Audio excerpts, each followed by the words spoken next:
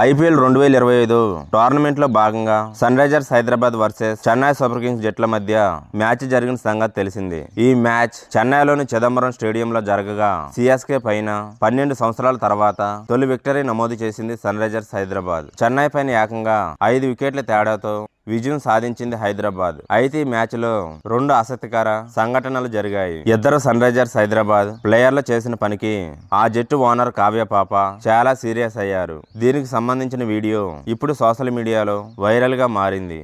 వీడియోను చూసే ముందు చిన్న రిక్వెస్ట్ అండి, వీడియోను లైక్ చేసి మీ సపోర్ట్ ని తెలియజేయండి. మొదటిసారి మన ఛానల్ ను చూస్తున్నట్లయితే సబ్స్క్రైబ్ చేసుకుని పక్కనే ఉన్న బెల్ ఐకాన్ ని ఆన్ చేసుకోండి.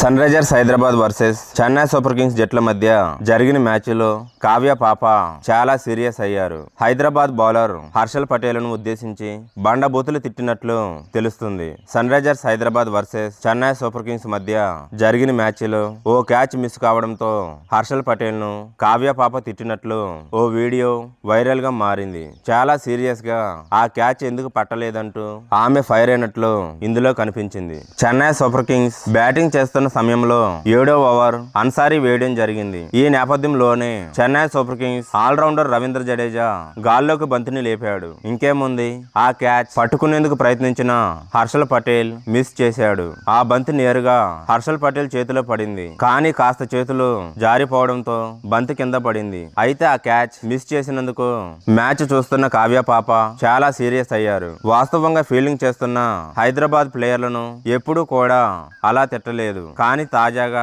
హర్షల్ పటేల్ పై తాను కూర్చున్న సీట్లో నుంచి లేచి మరీ అసహనం వ్యక్తం చేయడం జరిగింది కావ్య. ఈ మ్యాచ్ లో హర్షల్ పటేల్ ను బండబూతులు తిట్టిన కావ్య పాప శ్రీలంక ఆటగాడు కమింది మెండిస్ ఫ్రీ హిట్ బాల్ ను 6 కొట్టకపోవడంతో చాలా అసహనం వ్యక్తం చేసింది.